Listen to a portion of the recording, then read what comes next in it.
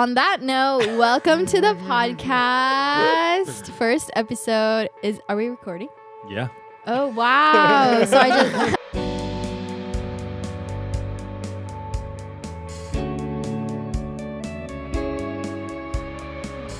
Hello. Hi. Hi. Hi. Welcome to the first episode of our podcast show we just started.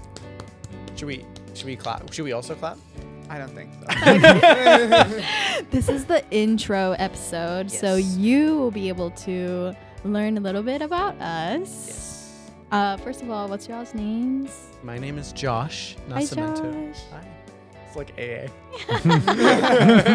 Hi, and I'm Reese, and I'm also an alcoholic. Are you? No, he was Oh, you okay? You're okay.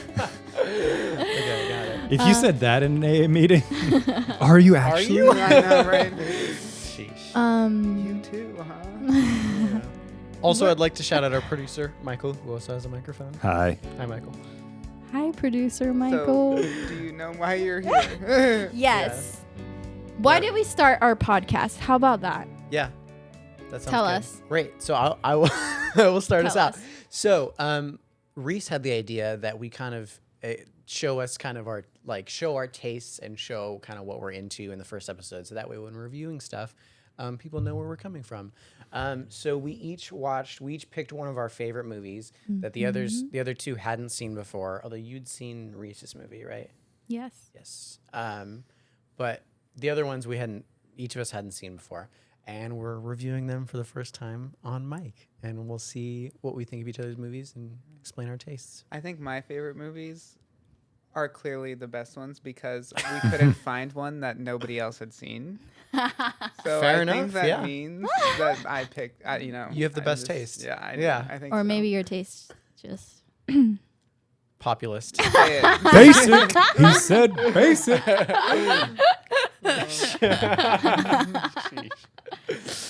No, I love your movie choices. Yeah. Good. Wait, what were yours? So we can know if we can love them. So, well, it's funny. I love crying in a movie theater. One of my favorite things. It's really great. So I love sad movies.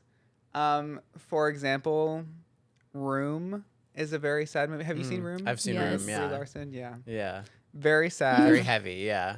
So good though. Yeah. super good. Also, I love coming of age movies a lot too. Mm. Lady Bird, which both of you have seen Love, also. love Lady So Bird. good. See what I mean about my taste? Oh, I mean, I hate Lady Bird. Lady Bird. Let's see. I also love animation. Mm, So Into the Spider-Verse. Yeah. great movie. Amazing. Inside Out. Yeah. That was one I hadn't expected. It's a good movie, but I think it's. Careful. I saw your face. You were like, tread lightly. Fight. No, I just think I don't know. I think it's interesting. I feel like it's kind of a sleeper for It is. Pixar. Yeah, it's a really good movie. It's really creative, but I just don't hear like a lot of people our age like talking about it. But it's a super good movie. Yeah. It's Oh, so yeah. good. The first time I watched it, I was it was for the summer camp that I was working at, and once during every summer we go walk to the movie theater because it's close by, and we watch a movie, and it was Inside Out that year because it was in theaters, and it was so hard not to keep my composure around all these kids that would have absolutely roasted me if they saw me crying in the theater next to them. But oh my gosh, that movie hit me like a truck. Also, one of the best Pixar shorts comes before Which one that was that movie one too. again? The one with the volcano. Oh, The I Lava. Lava You song. So good. I Yeah. learned that on the ook. Oh, really? Wow. You'll have to show us sometime. Yeah. I don't remember. That's gonna be the theme song to this podcast. Yeah. So Inside Out, Spirited Away. Oh, Another amazing animated I just movie. rewatched that a couple days ago. I should. Wait, why didn't you invite me? It was last minute decision. I started it at like 11 p.m. Oh yeah, I was asleep. Okay. Yeah. What other movie? Oh, I also love music. So any movie about music or musicals. Mm-hmm. Really La La good. Land. Did we talk about that? La La Land, incredible. Yeah. Tick Tick Boom. Yeah. I mean, have you seen Tick I Tick haven't Boom? Oh Tick, yeah, Tick, tick Boom. tick boom. Yeah, that's Love that. put that on your to-do list. There you go. Watch Tick Tick Boom. Andrew Garfield should have won Best Actor for that. Yeah. What other movies do I also like horror movies too. Oh, Wait, what about the one I that like we a lot. watched and the director and the cast were there? Oh my gosh, yeah. Well, okay, so I will say movies, I've always liked movies, but the past couple of years is when I first started like really getting into movies. And this was probably the first Oscars where I saw every movie that was nominated for Best Picture and everything. But so this past year, a lot of the newer movies are just my favorite ones because I've just been recently watching those the most. Yeah. So Close, the Belgian film from Lucas Dont, incredible. And we got to go to a screening where he was there as well as the two lead actors. And that was my third time watching it. So I Same. didn't cry as much that Yeah. time, did you? No. No, I was yeah. going because they were there. Yeah, no, same. The first two times I saw it, I was a hot mess. Yep. And Was it a horror yeah. movie though? When you No, watched that's it, not horror movie. That's what I was wondering. Yeah, no. I was like, before you move to the horror film, I feel like. Yeah. Oh, you wanted to talk about Close? Yeah, Marcel the Shell Shoes on one of my favorite from last year. Also a mess in the theater. Mm-hmm. Everything Everywhere All at Once, of course. Mhm. So, Mm-hmm. but horror, Get Out is one of my Get favorites Out's for great. sure. Hereditary is really good. Mhm. Other horror movies.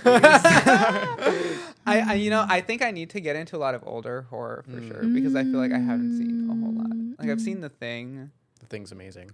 I haven't really sat through all of The Shining. I've sat down for Shining's it. pretty good. Anyway, I've said a lot of movies though. Just name some.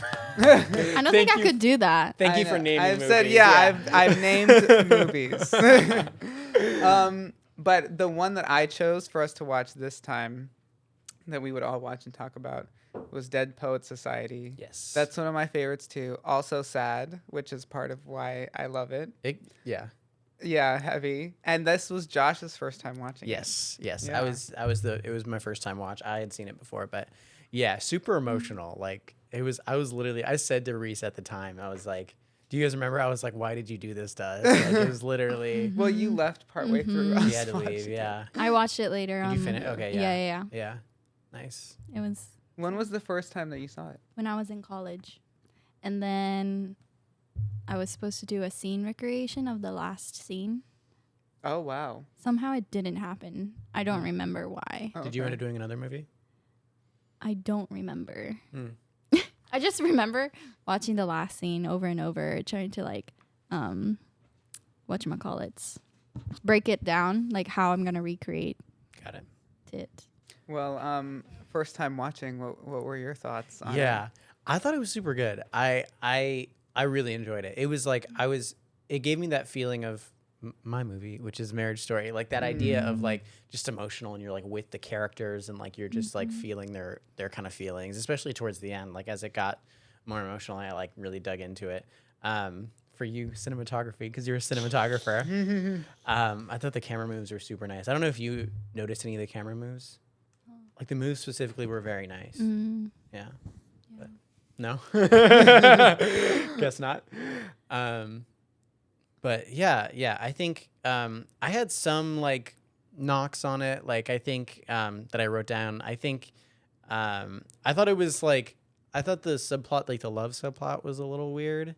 Like I think I thought, well, I just personally like thought it was like a weird view of love because like he didn't know the girl at all. He just thought she was pretty. You know what I mean? Yeah.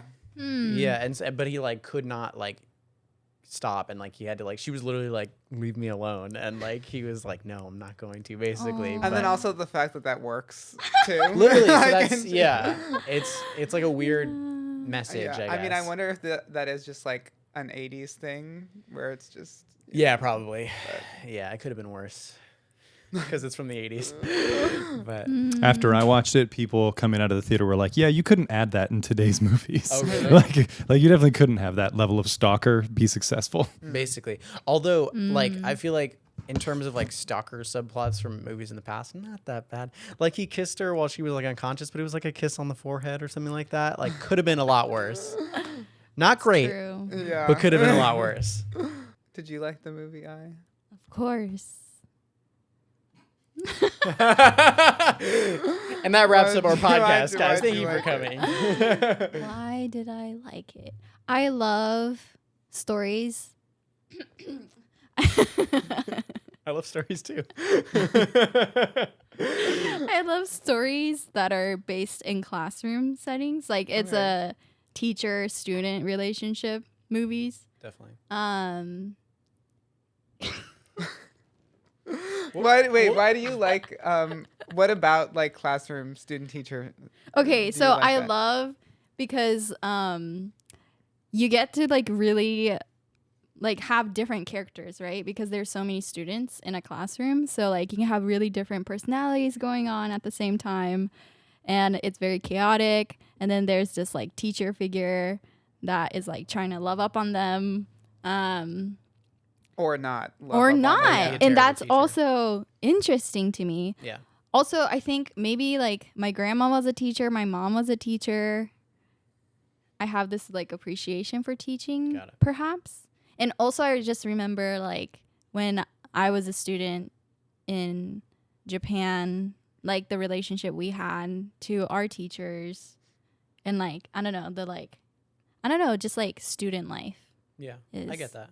Yeah. very fun. It's kind of like it's kind of bringing back memories that Yeah. yeah, I get that. When I watched The Fablemans, that was like, I was like, oh, I kind of like remember what it was like to be like a teenage filmmaker. Mm. Like, so it was kind of like cool to see that. Yeah. I think what I really love about Dead Poet Society is I love stories about this internal conflict of what you really want to do, but it feeling off limits to you. Yeah. And I feel like I'm trying to think of what other stories like that are, but this one is such a perfect example of that, with them being at this private preparatory school and their parents kind of have planned their entire lives for them, Right. and they just have to meet these huge expectations. Yeah. And that they are also coming to an age, because these are high school age boys, they're getting ready to Yeah. go to college, kind of figuring out who they are and what Yeah. they like. And so when you're little, it's probably a lot easier to just do what your parents tell you to, because you don't really, you're still forming your identity and trying to figure yourself out. But now that they're really discovering out who they are, especially since this is a school where they're living at the school and they're not with their parents regularly. Yeah. Really independently forming. There's such a huge internal conflict of discovering what you love and what you're passionate about, but not being able to do that because your parents Right. have placed these huge, heavy expectations on you. Yeah. That doesn't make room for you to have say in what you want. Do you guys, or have you guys personally experienced that? Similar situation or whatnot, you think? I don't really think so. I think more, I don't know if it's just culturally. I feel like there's a lot of the stories around that are usually anyone who wants to be an artist or anyone who wants to be. Yeah. You know, if That's you're tr- interested in music, art, movies, For example. it's yeah. really, I feel like that, not even just from your family, but sometimes culturally and just in society in general. I think, which is so interesting because those are some of the most lucrative industries, you know, where you can Yeah. make a career. But I think it's one of the most competitive Yeah. too. Definitely. And so it just doesn't, and it's not stable, and you're kind of just whenever you can find work. It's just one of those things where you're so, it's not even really up to you, like if you really make it almost. Oh yeah, definitely. Yeah. And so I think there can be a lot of pressure to feel like you have to pick something stable, or you Right. have to do, or like, oh, that's just a hobby kind of thing. Yeah. I don't think ever to the extreme of where there's this scene pretty early on where the main character, Neil, his father, really, we get to see the weight of his expectations the most. Yeah. And he comes into the room and he's saying, oh, Neil, you're doing too many like extracurriculars this year, so you're not doing the newspaper or something. Like, Yeah. and just decides for him. It's Right. like, Yeah, you're not. yeah. And he's like, oh, but I'm like one of the editors this year. I worked really hard to be able to do that. He's like, no, that's Yeah. it. You need to, and just that kind of My like, heart. you know. So I've never experienced anything like that. Mm. But I think even personally, just how much I love music, even from a young age, you could not get me to stop singing, like, and I always wanted to do that.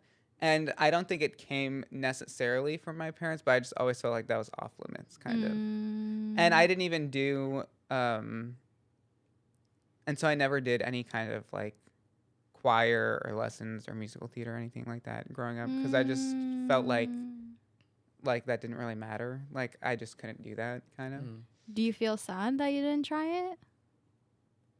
Yes. Mm. And now that I'm in a place where I'm like super independent and can just do whatever I want, kind of, one of the obstacles to me, like wanting to do more creative things, is saying, "Oh, well, I should have done that earlier. I should." Like it's too late, even though we're so young. Really? Yeah, but Wow. yeah. So I love stories about that, even you know, in ways that it does resonate with me, but even like obviously their experiences I can't relate to, how Right. severe it is, how strict it is. Yeah.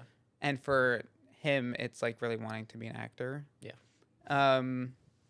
Which I don't relate to. But Sorry, should we give a synopsis of this movie? yeah, maybe. Sorry to cut you Yeah, off. I can do that. No. So yeah, it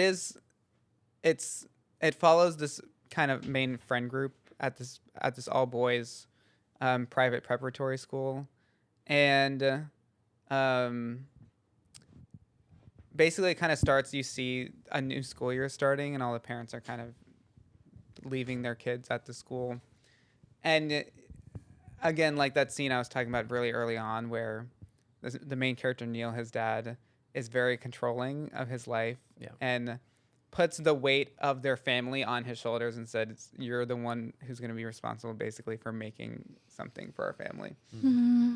Which is a lot. Yes. And you get and you don't see it for the other boys as much, but you get the sense that that's the boat everyone is in there. Yeah. Like they already know the next 12 years of their life are planned out. They're going to be a lawyer or a doctor, and they're going to do these things. And so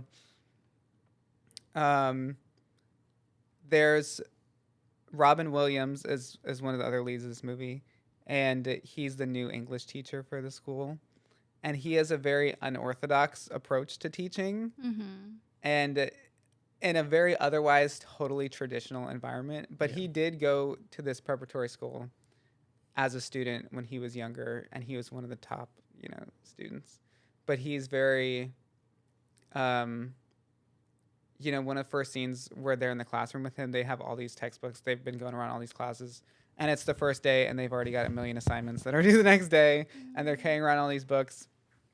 And they go to his class, and he has them open up the textbook and start reading some paper about, or kind of the intro to the book, and it's a poetry book about how to analyze poetry. Yeah. By like making this graph and doing, and he's just, he has them read it, and he goes, "I think this is terrible. Rip it out of your books," basically. Yeah. And he takes them outside, and he does all these things, and a very unorthodox approach. And he starts really inspiring the main group of characters. They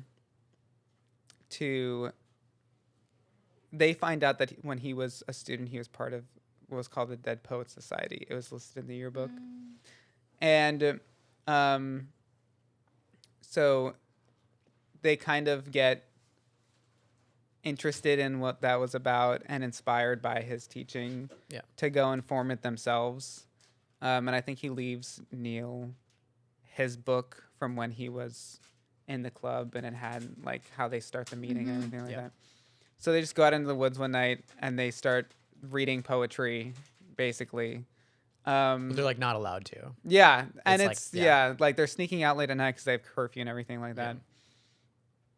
And you kind of get the sense, even with the romance thing, I think it ties into where they just start living a lot more free.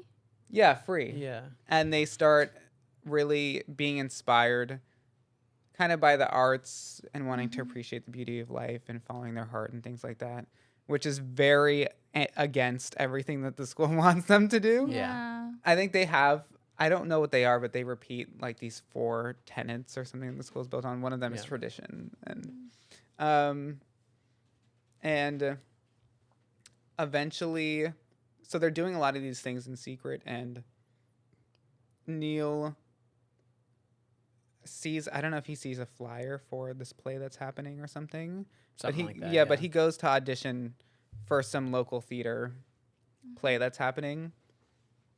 And he gets a part, and he loves it so much, and he figures, like, this is it. I want to be an actor. I love this. And he's been hiding it from his dad. But I think to be in the play, you need a signature from a parent or something. It was something where his dad kind of had to figure Yeah, out or something yeah. like that. Yeah. I feel like he ended up forging it, though, or something. I think Yeah. he forged the But signature. his dad ends up finding out because his dad is at some event, and someone there comes up to him and says, "Oh, I think your son is in a play with my niece." And he's like, "What are you talking about? That my son doesn't do that." So then there's this huge confrontation where his dad is saying, "No, you're not doing this play. You can't. You made me a liar," and like all this stuff. Making it's so bad. Yeah. And Some intense scenes. all the time, Robin Williams' character, Mr. Keaton, right? Mr. Keating. Keating. Yeah. Okay. Yeah. Okay, Keating. Is trying to give him some encouragement to help him talk to his dad and have a conversation, just say what he really wants, because he doesn't feel like he can really talk to his dad. I think he ends up doing the play. His dad lets him. He does. Yeah. And although he says his dad lets him, and the way that his dad kind of acts when he shows up at the play almost seems like maybe not. No, I think he was lying to Mr. Keating when he was like, "Yeah, my dad was fine with Yeah. it." Like I think that was the idea. Yeah. And at the play, you feel like he really, you can tell how into it he is. He's really like giving his heart into it, and he loves it. And everyone is raving about his performance and everything. But his dad shows up towards the end, takes him home, and he's like, "Okay, this is it. We're moving. We're putting you in a new school. This is too much of a distraction here. You're getting off track, the path that we have for you, all this." And he kind of just cowers under, like, he can't say what he really wants to say. Were you about to spoil it? I don't. Should we keep this spoiler free? I don't know if that was. Probably should have decided on that before Maybe. the podcast. I think we're gonna talk about spoilers because, yeah, this will not be spoiler free. You did just talk enough about the movie. That's like, Yeah. let me Right. tell you half the movie, Yeah, and then, yeah, oh, yeah, yeah, now yeah, watch yeah, it yeah. again. Yeah. But I think to really like talk the best about why movies are our favorite or why they're Yeah. impactful, I feel like we have to get into.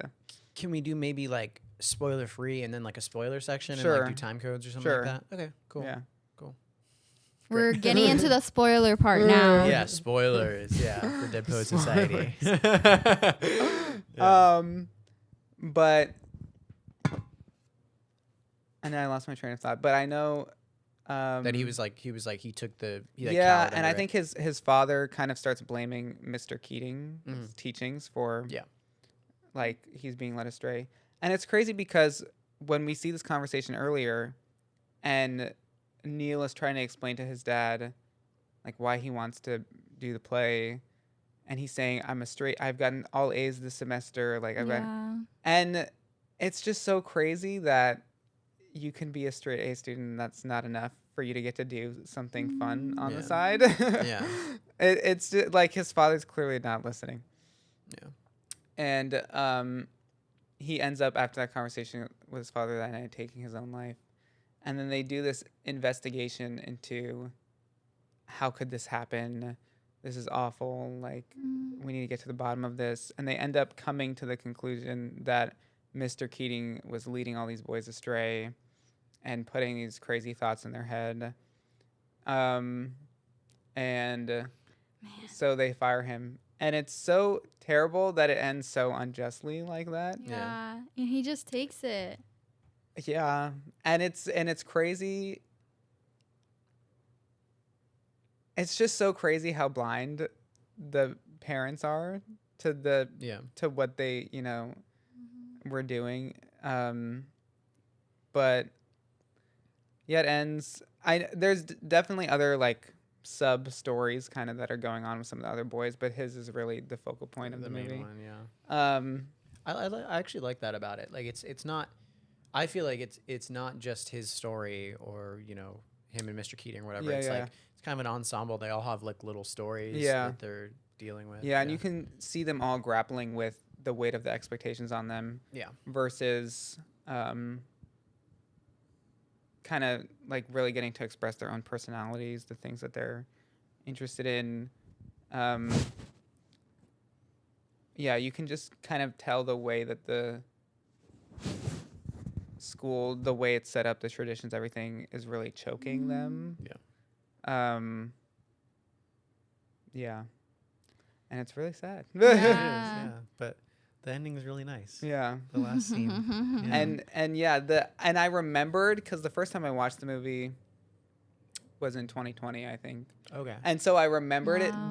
it being really sad, but I Yeah. forgot how funny it was too. It's super funny. Just- yeah. Just the high school boy group of friends like doing crazy things, like it was really funny too. Yeah. Why do you like sad movies? That's a good question. Wow. Okay. We're getting Because like wow. it's intro, so we're trying to get to know Yeah. who yeah, you yeah, are. Yeah. What kind of movie watcher I am? Yeah. I am definitely very much an empath, and I love like part of me crying in movies is when other people are expressing like intense emotions or they're crying.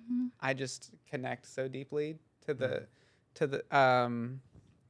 and I really feel what other people are feeling, and I think there's something bonding about that a little bit, even though it's not like a real person really. But I think what I love about movies is really getting to step into somebody else's shoes and experience the way that their life is. And I think so many times movies can help me have a different perspective about maybe a certain marginalized group or an experience that certain people have had, or I feel like it helps me understand people better. It can help me remove judgments I might have had, or so, and then there are movies where you get to see an experience that you've had or that closely resonates with you on screen, and then that's Yeah. also an Yeah, emotional very- thing. Yeah, definitely. Therapeutic. Yeah. And it is,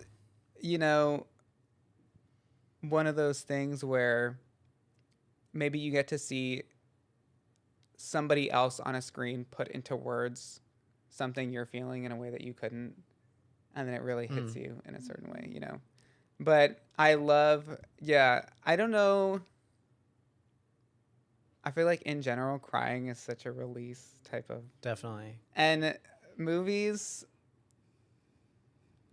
when they can get that out of you, Yeah. it just, Sometimes like people don't cry in real life, but they cry when they watch a movie. Like sometimes it's like it creates this safe space for people to be able to like cry That makes if that's sense. their choice of emoting. Yeah. I think too, like sometimes we don't know how to let ourselves accept sometimes the sad parts of life. Yeah. Or just, I think especially now with how much we can just be like just the influx of tragic news or different things like that. Yeah. Like it just happens all the time and it almost becomes normal. Yeah. But then when you watch something on a screen and you watch something happen to somebody that's so tragic, I think you can recognize and allow yourself to feel for some of the tragedy of life, And I think too, just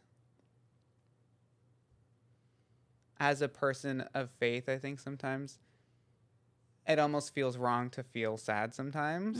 Interesting. Or like bad if you're not so joyful Yeah. because You I were get promised that. a full life. right all that Yeah. kind of thing. And so I think again movies can kind of help you connect to the ways, like help you feel for a loss, help you feel sad. When sometimes it feels off limits for you to feel that way. Yeah. You know? Interesting. I totally relate to that. Yeah. Mm, So, yeah, thank you. I know you love crying in movies too. So what Yes. is it similar reason or? Yeah, I guess like I'm thinking as a human, like, human being, I love feeling alive. I've been thinking about that recently. And like feeling all the emotions, the happiness, sadness, frustration, awkwardness, like I want to feel all that when I watch movies. Yeah. Or like, and when I make movies, I hope I get to like pursue that. Yeah. Because the other version of movie watching is like to feel numb, right? Like there's either movies people watch to like forget about the world, or like watch movies to like connect to the world in a way. Or even just like watch to just critique. Yeah, Or, that's yeah. true. That's very true. It's an And interesting. Sorry to interrupt you. That's an Yeah. interesting separation, like the idea of like movies to connect and movies to kind of disassociate. yeah, Makes yeah. sense. Yeah. And I want to be part of movies to connect. I think there's space for both, and one filmmaker to another will feel or gravitate toward one or the other. But I enjoy being on the side where I do see, like, I feel stuff, like, and then sadness or like tears, like there's like a physical, like, what is it? Like reaction. Element. Yeah. Yeah. To like a strong feeling. And yeah, I think what you just said, like, I can relate a lot. Yeah. I think it's interesting, like the idea of like movies to disassociate and movies to like connect. Mm-hmm. I think that some of the best movies do both.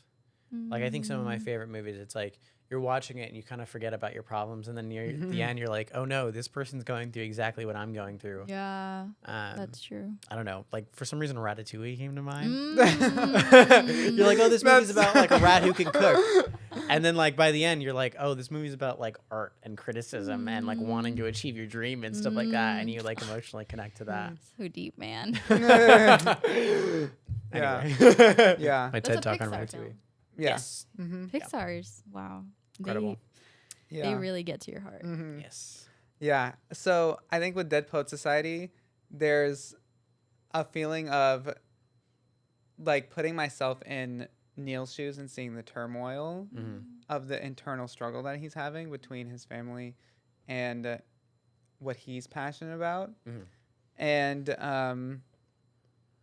like feeling like he can't live for himself.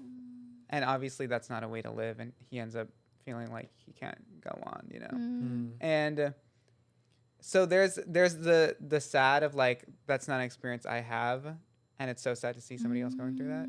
And then there's the like obviously I don't have the same kind of weight and burden of feeling like I'm not allowed to do what I want. Yeah. But there is a feeling sometimes of I'm not allowed to do what I really want.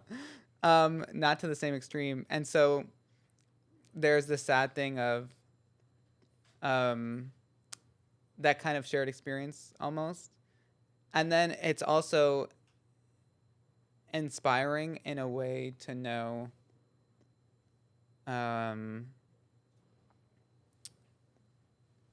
you know, I have desires and gifts and passions for things. Yeah.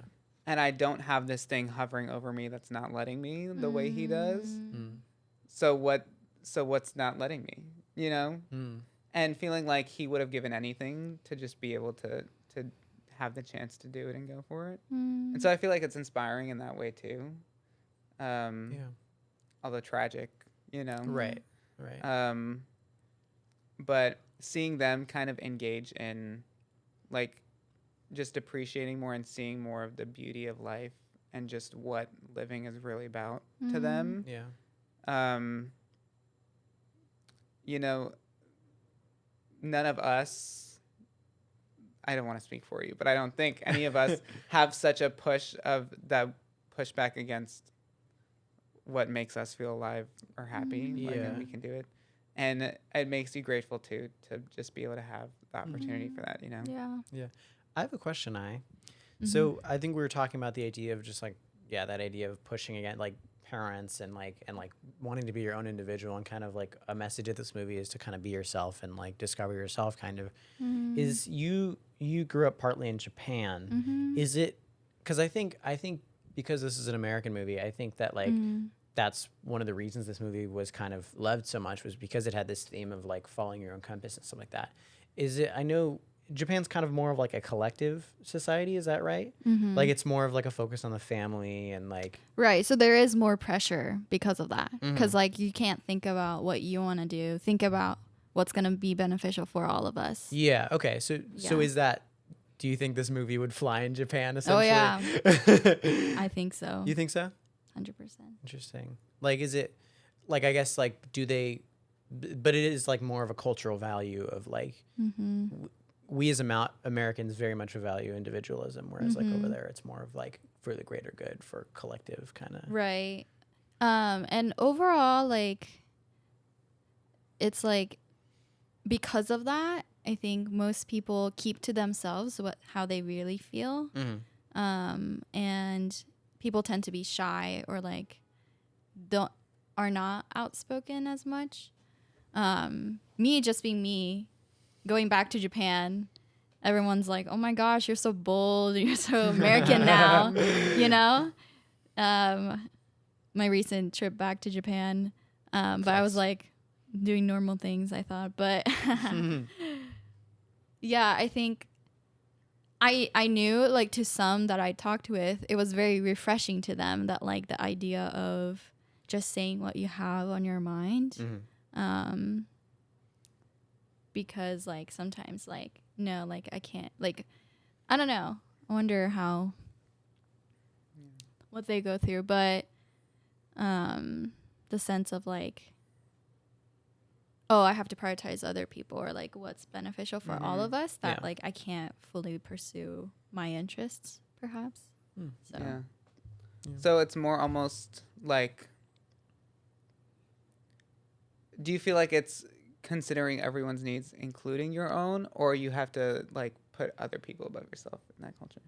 I think there'll be other. Yeah. Because it's interesting. I feel like, because I don't feel like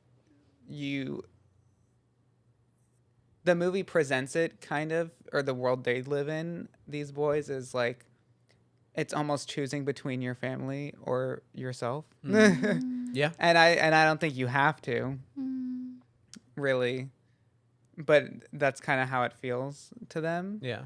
And I think that's part of the conflict, because it feels like such an impossible choice, because of course I care about my family and I want, to be a good representation of my family and not like have people look at me and then look down on my family after looking at me, but, and so it's interesting that just for them and the place they were in, it's, they had to make a choice almost, and I'm glad that I don't feel like I have to do that, because I think having both is so important.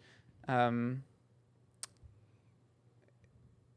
so much of their, hardship came from the struggle of feeling like they either had to be unhappy to make their family happy, or they could choose what they loved, but then their family, what would they think? Yeah. I was trying to figure out why, like, you love the movie so much when you didn't feel like you went through that experience yourself. But when you said that, like you felt sadness because you didn't go through it, but then they were going through it. And I was like, wow, like, Reese, you just, like, love to connect to people, There you go. Like, wow. No wonder I feel so loved by you. Wow. Because you love people and connecting to people. I was like, wow, that's so beautiful. And you guys should get to know Reese that way. So made There you sure go. I would say that out loud. Follow him on Instagram. Oh, don't do that. Not much to Yeah. see there. Yeah. But that was the part I related a lot because like choosing to be a film major in college, there was some opposition. Moving to LA, there was some opposition. And each time I had to like fight back my parents' desires in a way. Which, you know, there's days I'm like, ooh, maybe I was just being a bad daughter, but there's something like inside me that I just can't deny. So I had to like choose this path anyway. So Nice. relate to Neil in that way, Nice. I guess. Well, do we want to get into your film, Mai? We're going this way. Let's do it. Counterclockwise, yeah. So what was my movie? Nobody knows. Nobody knows. We don't know. Yeah. We Nobody knows. don't know. Nobody knows. 2004. Yes. Should I do the synopsis first? Yeah, I feel like that And was maybe- like helpful. Yeah, in, like, and let's probably try to start with less spoilers than I did. so Yeah, just like a quick synopsis. I'm not good with my words. I'm just gonna read There you what go. the internet says about this IMDb. movie. Go. Well, this super short one says, Got it. in a small Tokyo apartment, 12-year-old Akira must care for his younger siblings after their mother leaves them and shows no sign of returning. Should I go deeper or is that good? Honestly, that's a pretty good. Pretty accurate, yeah. Thank I have you, a internet. slightly longer one here. Okay, but go for it. Let's hear it, it's, Michael. it's done by somebody online. In Tokyo, the reckless single mother Keiko. Keiko, thank you, moves to a small apartment with her 12-year-old son, Akira, and his siblings, Shigeru and Yuki. Yeah. Kiko? Kyoko. Kyoko? Another sibling arrives later by train. The children have different fathers and do not have schooling, but they have a happy life with their mother. When Keiko, maybe I shouldn't have read this, finds a new boyfriend, she leaves the children alone, giving some money to Akira and assigning him to take care of his siblings. When the money runs out, Akira manages to find means to survive with the youngsters without power supply, gas, or water at home, and with the landlord asking for the rent. That sounds pretty accurate. Yeah, that Yeah. covers it. Yeah. Yeah. So why did you choose this movie? So since the prompt was a movie that hopefully others that haven't seen Yes. and one of my favorites, Yes. I decided to choose this film because one, I was like, okay, the easiest route is just like go directly to like a Japanese film, right? Fair enough, Like, yeah. maybe. I haven't seen a lot of foreign Yeah. films in general. Yeah. And yeah, this movie is one of my favorites. I saw it for the first time last year, actually. Oh, wow.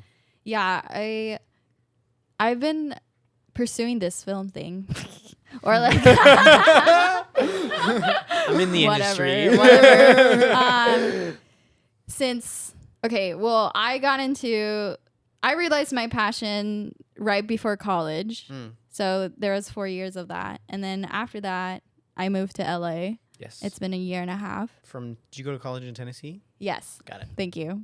Birth in Japan, grew up in Japan, moved to Nashville, Tennessee when I was 12, moved here a year and a half ago. World traveler. Yeah. Very storied. Yeah. And growing up, I mostly watched like Disney films. Okay. So I don't have like a layered understanding of film history, and that has always been my insecurity since like the moment I entered film school, because everyone's like, you know, saying a bunch of directors' names and actors' names. I watched anime, Japanese drama, K-drama, Disney films. You know, like that was my like knowledge.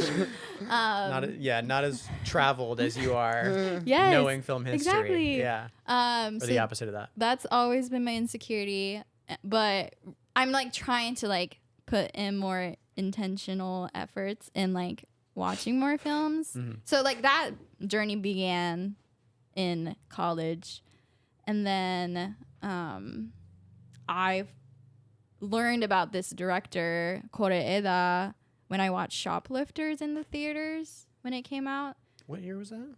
2017? Was it 2017? Something like that. Wow. I don't know. 2018. 2018. Thank There you you. And then when I was in Taiwan last year in quarantine, all the Taiwan Netflix shows had Koreeda, the director's films. So I just like watched a lot of his films then. And I was like, oh my goodness. The way that I guess like I was in love with the cinematography plus the story of it. Yeah. I love family stories. I think I always say that like everyone comes from either a good family or a bad family. You know, like everyone comes from or like a lack of family, right? Yeah. And the relationship with family is one of the most like intense ones, or like it can like Important, maybe.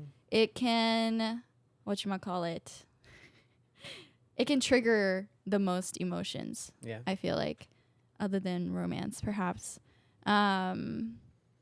with like your relationship to your mother or father or someone that's like a parent figure.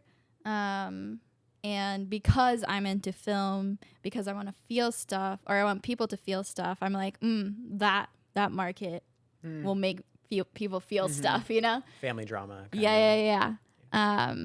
So naturally, I love family things, but these like series of movies by this director, I feel like he really like this one was about a family where the mom becomes absent.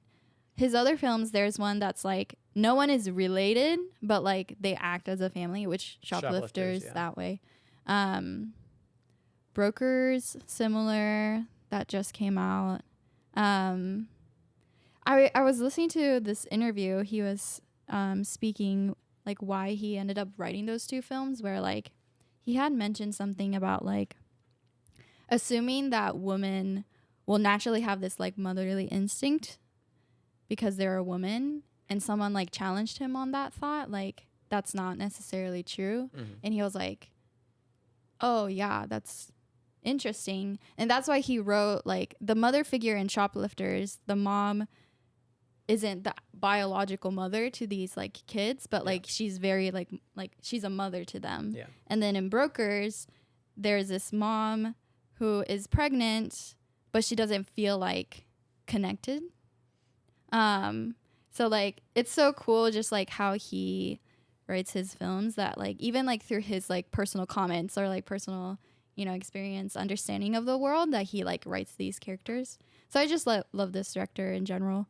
But also like the way it was shot.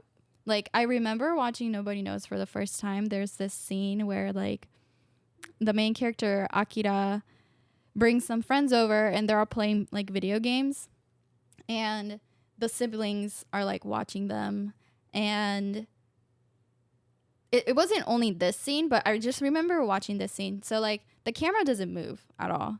And I think Yuki is like in frame in the beginning, but then like she stands up and like wanders off camera or something, where I was just like, wow, like I was like amazed that like, I don't know, prior to watching that film, I always thought that like you're supposed to like follow the character to make sure they're in frame. Every moment, but like that, watching that and just like letting them like kind of wander off. There's some scenes where it's like a dining room or dining scene, and like the characters are like literally on top of each other, so like you can't even see the main character. Like he's completely blocked off by another character, but he's like saying stuff, you know? So like you would usually think like, oh, let's position the camera so we can see all these characters' faces. Yeah. But it didn't do that. And I don't know, like I just love that so much. Like it was such an like awe moment to me, where like you can break. I've always heard that like you can break the rules like once you know the rules of like cinematography, but I saw it for the first time in front of my eyes, and I was just like wowed. Plus it was a family film, plus it can make you feel sad. I was also like, okay, let me put my like half Japanese culture, into my first choice. There you go. Yeah, not a Disney film. Yeah. Right. Yes. I've been Yeah. watching more films that are. I love Disney films, Mhm. but beyond Disney. There you go. Cool. What did you guys think about it once? Do you want to go watching it first? for the Why first time? I want to hear your thoughts first. Don't kill me. I didn't love this eye. I'm sorry. That's okay. So it's kind of, I mean, through the synopsis, it's kind of about like child neglect and stuff like that. I found it heavy, but not in like a very emotionally kind of cathartic way. I was just like, oh, these kids are going through it. Like, because Yeah. it was like, they literally like ran out of money and like, their nails aren't clipped and like their like hair is super long and not Trying like to figure out where to get food and Yeah. water. Yeah. Yeah, and they like can't at a point they can't like shower in their place because their water's turned off. Yeah, it was just like it kind of wasn't really my vibe. It was kind of like I don't know. Did you see Uncut Gems? Did you guys see Uncut Gems? I I haven't. didn't. It's about like this jeweler and like he's like I'm trying to explain it. It's basically like it's about him. He needs to like get this like he owes money to the mob and he needs to get the money within like 2 days. But like he just makes horrible decisions the entire time and like I understand it's like with this movie, like I understand that it's very well made and I understand like it's very well done, but it's just like not something I personally enjoy. Yeah. Yeah. Yeah. I think I was kind of mixed on it. I also thought it was really well done. I think the only thing that for me, like, yeah, it was very tragic. And I love movies with kids too. Like that's one of I love kids. I wanted to be a teacher for a while. Ended up deciding I didn't want to do that, but not because I didn't like kids. And but I think part of it for me was the mom left and now the kids are kind of just taking care of themselves and trying to figure it out. But they don't really know what they're doing. Yeah. And so they're not really doing anything, because and that's real because they don't know how to take care of can't, themselves yeah. really. The oldest brother, Akira, he kind of has an idea of how to help take care of them because you kind of get the sense that this has been a problem where their mom will just leave. But even then, he's only 12 years old. And so you see him kind of at parts just give up on trying to take care of themselves. There's only so much he can do. Yeah. Yeah. And he doesn't want to be a parent. He wants to be a kid. Yeah. And, the kids, they're not going to school. They're really not involved in anything like other kids would be because their mom. Akira's the only one who's allowed to leave the apartment. I'm not sure what the reason is for that with the other 3 kids. Maybe it's because It's the landlord. The landlord not like ratting them out for having too many people staying there right or having them But- pay more. What I kind of figured was that it was they kind of mentioned like they were like, why don't you go to like essentially child protective services? And he's like, I can't because then they would separate us, and that happened once before. So I think Right, it's okay. like that the mom kind of like almost like kidnapped them back and is like hiding them. That's kind of what I feel like it was. Maybe. Oh snap! Yeah. I don't know. It could be, but yeah, you can see he has this task of taking care of them, and he does a pretty good job for a little while. But she's gone for so long, Yeah. and they just want to be kids, Yeah. Yeah. and that's why you see he has friends that come over and just play video games and things like that. And I don't know if they had the video games the whole time. I don't think so, but it's like No. they need food and they only have so much money, and he goes and know. buys He's video buying, yeah. games. And it's because he's a kid. And so I thought they did a really good job of showing that story. But it is that kind of thing of like they're kids and they don't know what they're doing. And so they're not really doing anything a lot of the time. And so for me, and it's a long movie too. And so there were just parts that really kind of felt like they dragged for Yeah. me, Yeah. which is, and it felt realistic, but it didn't feel like it was captivating my attention the whole time. The pacing was like Yeah. it was a little slow. So, but I thought it was a really powerful story, and I don't think there's many films that I can really think of that show neglect like that.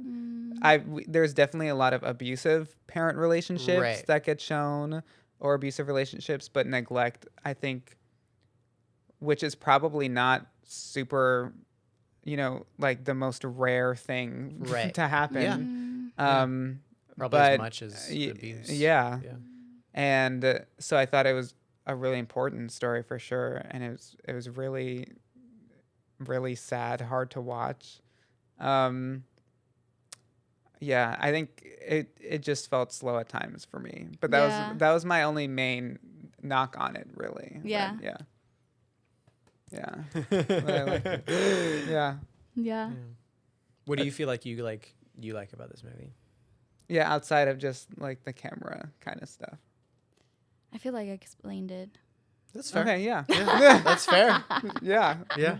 You like family stories. You Yeah. like yeah. Yeah. Yeah. I think when it comes to like my favorite kind of films, like there's like in this genre I like this film. In this genre I like this film. Yeah. And like that's why it's always hard for me to like answer like, "Oh, so what's your favorite movie?" You know, like when people Yeah. know that you're pursuing this. Yeah. I can only do like so much. Like I can appreciate this of this and this of this. Like different genres do stuff differently for you. Like it's- Right. Yeah. Yeah. And I'm like, how can I choose a film overall, overarchingly best? I feel like it's not supposed to do that. There's films that's like becomes your favorite because like maybe there's like a personal connection Right. or like Definitely. the timing you watched it or like Right. what triggered. But when it comes to like the ultimate best film, like that's such Yeah, a hard yeah. question to me Mm-hmm. to say. Yeah.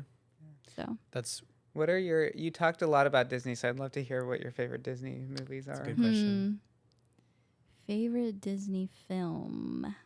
or just like several. Yeah, maybe. you can name multiple because yeah, I can't choose one either. Yeah. See, it's so hard. I think I love all of them. Little Mermaid was my favorite princess. Okay, good to know. Actually, I can't believe I'm saying this on the first podcast because I'm a little bit embarrassed. Okay. But maybe this is offensive to Disney. I'm so sorry. The reason why I got into film is I watched the live action of Beauty and the Beast. Okay. And I wish it was this like critically acclaimed independent film, but it wasn't. It was beating the. Hey, Yeah, because all I watched was Disney. I love Disney. I promise. here you go. Sometimes just felt like I was too basic. Mm. That was the film. I didn't know this about you. That you love Disney. That's awesome. Yeah, I didn't realize the extent of this either. I just grew up on it. Yeah. Like it's home, you know? Yeah, yeah. I wasn't allowed to watch Nickelodeon, you know, Mhm. like I was very sheltered. So the first scene in Beauty and the Beast where Belle is walking through town and everything is crossing over, she's singing, there's music playing. When I watched that scene, somehow I watched it from like the maker's perspective, like, and I was just like in awe that like this couldn't happen by chance, you know, like people had to like really think through the pattern of like how people crossed, where the camera moved, how she was gonna like sing and like jump over, jump down, and I cried in that opening Wow. scene, Wow. and I was just like so moved, and that's when I knew that I wanted to do film, or like that's when I knew like the artistry of like also because I was thinking like you can't make this happen by one person wanting to do art, you know? Like it took like so many people cooperating to do this one thing. Yeah. And that like community aspect also just like hit my heart. And I knew I wanted to do that. So, yeah. Nice. And then I will say, I don't think it's embarrassing that that's the. I feel No. like of the live action Disney movies, that's probably the best one. People love Cinderella though, right? The Cinderella. You know what? I Remake? didn't see that one. So, Really? but the Beauty and the Beast one, Yeah, like, it was good. Good. yeah. All right. Yeah. Now, that's last but not least. Okay. sad movie number 3. Yeah, honestly, You we said really, that. yeah, we picked a lot of sad movies. Yeah, yeah. Yeah, so my taste. I realize like my taste isn't super like locked down, I guess. I try to like I don't know. I try to like always relate to like what other people like. Like I think that like I just I don't want to I guess I don't want to ever be like the kind of film enjoyer or like I I studied screenwriting in college, so like I wouldn't say I'm like a screenwriter. Like you're a cinematographer. You are a writer. Aw, thank you. If you write, you're a writer. Fair enough. Yeah. Period.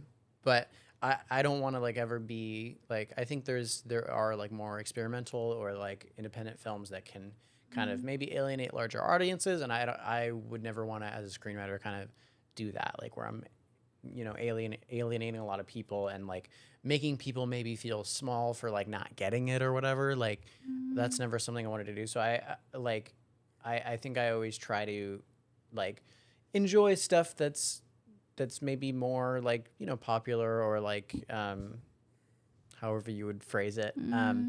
But so I definitely had a phase, especially during the pandemic, where I was like I literally wanted to just watch like disassociative stuff, where it's kind of like most of it was comedy. Like I just want to laugh, so I kind of went through a bunch of older kind of comedy movies that I hadn't seen, and like superhero movies. We had like my family had a thing where we watched a bunch of the Marvel movies. Like we rewatched them as like a marathon. Now I feel like I'm kind of almost not rebelling against that, but I'm going in a different section where like I am watching more independent or like experimental or like sadder movies or something like that. And I think that might have even started with when I watched Everything Everywhere All at Once last year, because I just found it so creative and just different. So some of my favorite movies, I really like. Have you guys seen Moneyball? Yes. You have? Yeah, Okay. yeah. Super good movie. Moneyball, Scott Pilgrim versus the World, another comedy, action comedy. Inception. I'm trying to think of others. Lady Bird is one of them. Yeah, it is. I guess Reese does have the good. best taste. I don't know. Yeah. But and the movie we watched, Marriage Story. I first watched this movie in 2020, actually, January of 2020. I was about to. Me and my sister watched it together. It was like I think it was one of her last nights in town before she left back for school, and we watched it at like midnight or something like that. And like I don't know if you guys watched this. You guys watched this movie during the day, right? In the It's- morning. Yeah, Yeah. 9 a.m. 10. 10. There you go. Curtain closed. Yeah. It's like the perfect like midnight movie when like nothing's going on and like it's really quiet outside and like it's just kind of like it's dark outside. Like the vibes of just like I can't explain it, but it's just Right. like I think that like there's something about this movie that feels incredibly familiar, and I don't know why. Like my parents aren't divorced, like they're happily married. Right. Yeah. We both know your parents. Yeah. Oh, I should probably give a synopsis of the movie real Oh, quick. yes. Sure, yeah. So basically, it's about these two parents who decide to get divorced, and they decide to do it amicably. Like they don't want lawyers or anything like that. They're just gonna like split their stuff. But basically, the mom kind of realizes that she was kind of walked on a little bit by the dad, and so she kind of decides, I'm gonna get a lawyer. We're gonna make this competitive, and I want to kind of show him like what I want out of this situation because they have a kid and like they still have to kind of share some of their life together in their kid.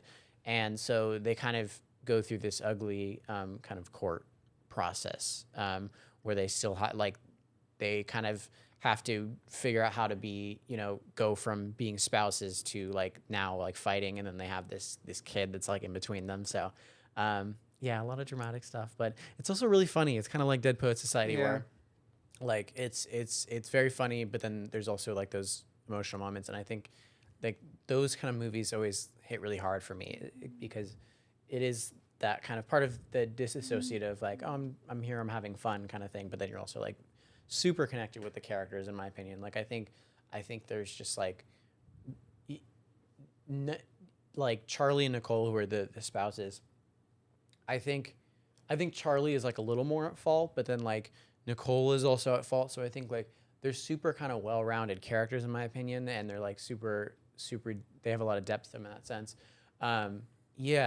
This movie, like there's just something about like the sets and the like cinematography is like so warm. It's like weirdly warm, despite kind of what's actually going on. The music is like weirdly like romantic and like very like it's actually Randy Newman who did a bunch of Pixar films, which is kind of bizarre. The movie kind of goes between like just like a lot of silent like scenes with no music, and then it goes into this like very romantic kind of score, which is interesting. But yeah, just like I also grew up in the San Fernando Valley. Not grew up. I moved here when I was 4, and then I went to college in the San Fernando Valley, and so there was kind of this like weird aspect of like these warm looking like homes that are very big, and like it. So in the movie, like if it felt like it kind of reminded me of like early childhood in a weird way, and kind of college, but. Yeah, I literally love this movie so much. Like it's not something I'm down to watch all the time because it is like very emotional. Yeah. But yeah, what do you guys think of it? This is a new favorite of mine too. You know, Sad. it's good. yeah, sad. Perfect It's a for family Reese. movie, so maybe it's one of your favorites. Yeah. But it's funny because I had heard so much about this movie, like knew it was supposed to be so good.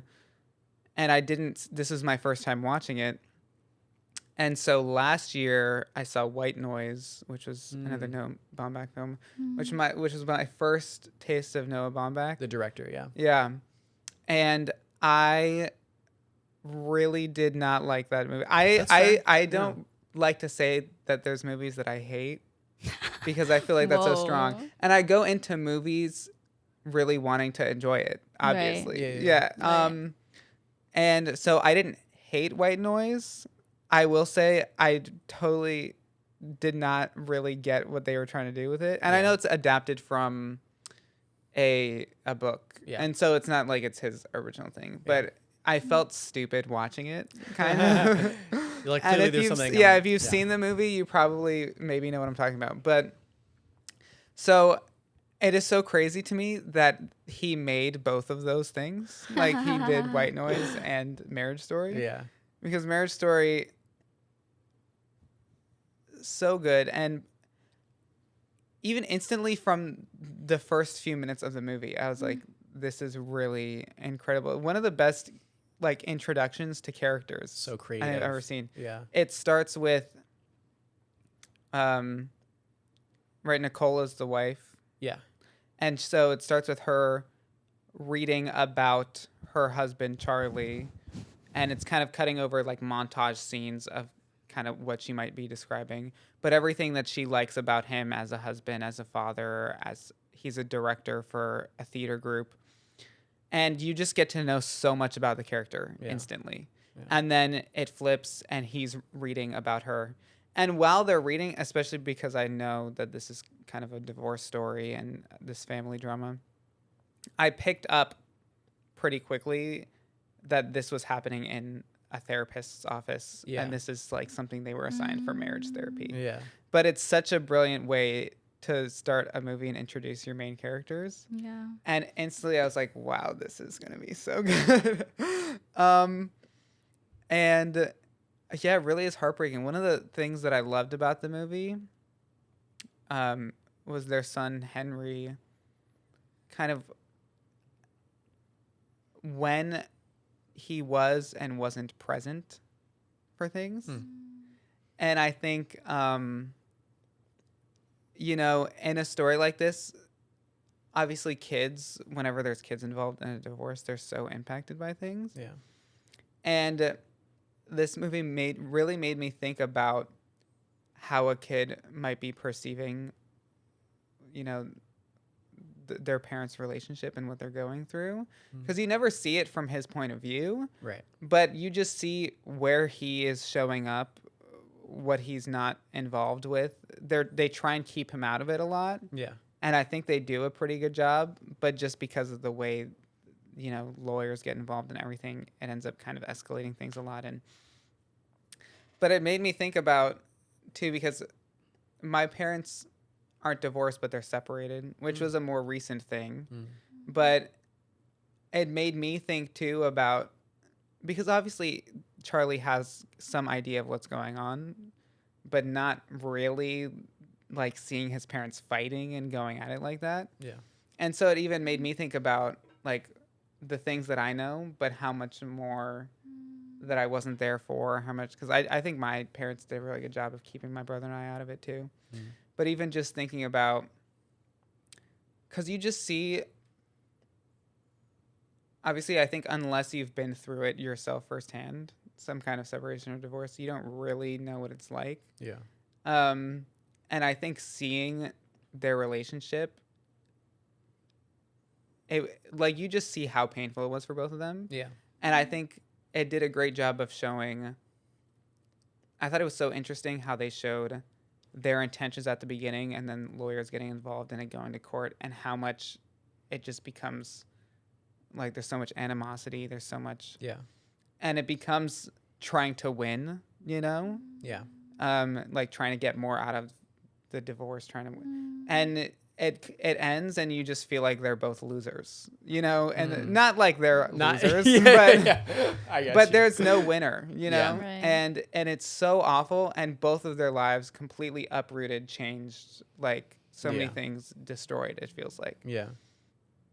And so it's so heartbreaking to think of a parent going through that and how much they try and not get Charlie involved, and how much they, you know, and so it made me think about like all the things that I don't know, you know, about my parents' separation. Yeah. But and I think it's such a common thing in the United States too, and Yeah. so many people have experienced that. And so it was really interesting to me. I was really paying attention to where their son was in a scene and what was going on and the things that he wasn't there for. And I just was thinking a lot about how he must have been seeing things, Yeah. which was so interesting. But yeah, it was really heartbreaking. And like you said too, so funny. I thought Nicole's family Hilarious. was absolutely hilarious. Her sister. There's one of my favorite scenes is when she's like she kind of just gets a lawyer and is starting to do the legal stuff with the separation. Yeah. And she has to serve him the papers, but I guess she can't be the one to do it for whatever reason. Yeah. So she tries to get her sister to do it. And it's one of the funniest things because the papers are just on the kitchen counter and he like comes in. The whole scene, her sister's so nervous. She doesn't like, Yeah. it was just so That's funny. so good. I actually did that scene. So you were talking about scene recreations for school. I had to recreate a scene, and I recreated that scene in my home kitchen. So I like filmed it and everything. But yeah. That's amazing. Yeah, it was amazing. But, and it was just so crazy. I think it really shed a light too on what the process is like of divorce and actually like legally with lawyers and court and things like that. Yeah. I feel like that's not something you would ever really know or fully understand what it's like. Yeah. And that was so interesting to watch. And again, heartbreaking too, because you really feel like they just want to. It just feels like they're not really interested in what's best for the family. They're interested in what's best for their client. And so it's immediately an us versus them. kind of Yeah, thing. definitely. Yeah. And how even just doing it that way tore them apart Yeah. in a way that maybe they wouldn't have. Obviously, a lot of the feelings that end up coming out and the expression are maybe what was really there underlying. Yeah. But it just felt so brutal. Literally. Yeah. And that goes into like they both end up walking away losers, I think. Yeah. But just trying to make the best of what it is now. But yeah, what about I have more things I want to say, but I don't want to just keep No, talking. you should but keep No, you going. go, and then we It'll- can have a conversation about it. Yeah. Hopefully it comes out naturally. Yeah, Yeah. yeah. When you, yeah. You said it all, Reese. Let's see. I would say so. This film has been on my list on my Netflix account for the longest time. I just like felt never felt prepared to like watch it. That's because fair. I knew how intense the film was about that's you fair. know, marriage and that ending. And yeah, I think it would have stayed there for longer if we were watching it for this podcast. And I'm glad that I had someone to like watch it with. Yeah, I mean, everything you just said. Exactly. Did you enjoy the movie, or you felt it was a little heavy? I love heavy films, so Yeah. I love it. There you go. I was trying to figure out like why was it one of your favorites from what you just shared? Yeah, that's a really good question. Yeah. I think that is a really good question. I think there's so much. I think I feel so strongly for the characters. I feel like you empathize with the characters so deeply. I don't know how that's achieved. Like, I don't know if it's like we spend time, like a lot of time with them, or like, I don't know if it's like, because the film's very realistic in like how it kind of handles things. Everyone's like, no one's like really yelling until like there's that like very iconic scene of them yelling. But like, I think like there's a lot of like passive aggressive stuff. Like that's how they deal with it, is a lot of passive aggressive stuff. And then there's also like the moments where they actually do kind of come together. There's that moment where there's like the blackout and Charlie brings his son to like their house, and she like cuts their hair like for like the last time. And like there's moments where they do express empathy for each other, and they're trying to like keep it together. But yeah, I think like the way that it's like so realistic and how it like handles all those emotions, I think is good. I think like, yeah, the little ways that like humor feels like it comes out in like everyday ways. I think there's a moment in the movie where how do I say this? There's like a person from the court who has to come and watch Charlie and his son like eat dinner together, so she can determine who's like the better like parent essentially, or like how good of a parent he is. And she's just like the goofiest character. Yeah. So I think like, yeah, the humor in the everyday. Yeah, I feel like I can't totally articulate why I love this movie so much, especially, because people are just like, why, like, what's wrong with, like, are you okay? Like, because you love it so much. But yeah. Yeah. I mean, it is just so, the performances are so Yeah, good. that's Amazing. that's the best another I've part. seen Adam Driver, Yeah. Scarlett Johansson. She's good in a lot of things, but The acting is on point. I'm just like, Yeah. wow. Yeah. Respect.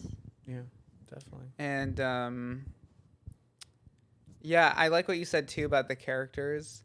How you don't really like love either of them. You're not really rooting for one or the other in the marriage. It's not like one of them is escaping some other like terrible person, you know, and so you're rooting for one of them. Right. You really get to see,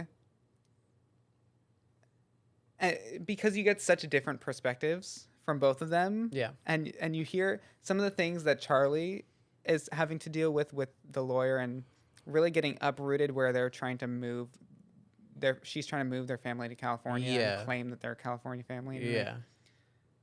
And you just feel for him, like, this is ruining his life, and this is so bad, and the money and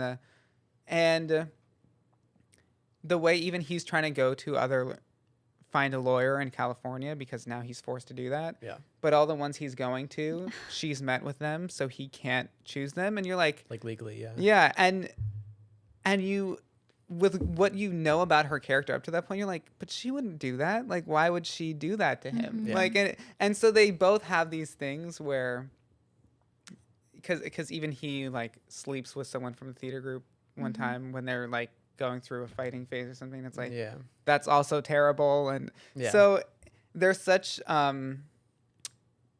real characters because they have their flaws, but you see like great qualities in them too. But my favorite scene of the movie probably was towards the end when he's back in New York, and I think they just finished a run of one of their productions, or they're celebrating something, and they're at this bar that they're at many times throughout the movie. And he goes up and he sings a song, and it's Being Alive. I don't know what I musical knew you were that's gonna from. love that section. Yeah. He's like, Like- he's singing a song. Yeah, I love well, this. musical. And I love music, And when you get it right and you put it in a scene, there's something that I think music can convey and get feelings out of you that it is just only it can do that sometimes. And it's just such a moment after all this climactic stuff is going on and things start feeling kind of resolved. And it's just about, the relationship, like a relationship, all the good things about it. Yeah. And it's almost like, because I don't know what musical it's from, and so I don't know what the context of it is what it was written for. And I'm trying to remember lyrically kind of where it goes, but it's almost like someone realizing maybe they were done wrong in a relationship and it ended badly, and they're just thinking about all the things that they hated about like love and like someone driving you crazy and someone doing. And then the second verse is them kind of reflecting on now all the things that love gave them that they don't have now, and like how great it is. And his performance of it, and it's great too. Obviously I love music and I love singers, and so someone who's an amazing singer, like I love that. But there's also something so real about someone like Adam Driver isn't the best singer, but he's good in it. And so it's not perfect. And it's so raw, and it was just that moment really got me. That's my favorite. So good. Yeah. But, I loved it when the son was reading the letter. Spoilers. Yeah. yeah. If you haven't already realized. Yeah. That moment's amazing too. I think that got me. I love the singing moment, but that moment like got me more when I was reading the letter. Yeah. The letter from the beginning. Yeah. Yeah. It was like, wow, what a perfect bookend to a story. Because the letters that introduced us to the characters in the beginning, we hear them, but they don't actually read it to each other. Right. Yeah. Like, Nicole. Yeah. Yeah, is kind of like not down with the exercise, doesn't want any part of it. Yeah. And so at the end, Charlie, their son finds the letter. Yeah. And he's trying to help him read it. Yeah. And then ends up reading it. Yeah. And it was about him. And then they kind of ended as like sort of friends. Yeah. Yeah. Sort of friends. Yeah. As best as they could be. Yeah. Yeah. Really, really good movie. Yeah. Really good. Yeah. Wow. Dang. I think we learned a lot about each other today. Yeah. We did. You guys don't like my movie. Got it. Do better, please. Bring us a Disney movie. No. I did like it. I did. I honestly liked how it was told in almost a documentary style. Like it felt just too real, and to the point that you're at least for me, ultra empathizing with these kids because Thank you, Michael. Sorry. I enjoyed One it. supporter. Yeah. Yeah. Well, I think that does it for our first episode. we should probably wrap it up. Hopefully that painted a good picture of what kind of movie watchers we are. So when we talk about more movies in the future, you'll know where we're coming from. Yes. And we're really excited to keep diving into it more. Yes. Very excited. Cool. We will see you guys on the next one. Oh, were you? You were supposed to cap it off, weren't you? My bad. I just stole your thunder. No. Thank you for doing that, please. I was like... You were basically summing it up right now. Yeah, you that was good. No, please. Because I was like, what's the last thing? And you're supposed to say? cut. Yeah. Thank you. All right. Bye, guys.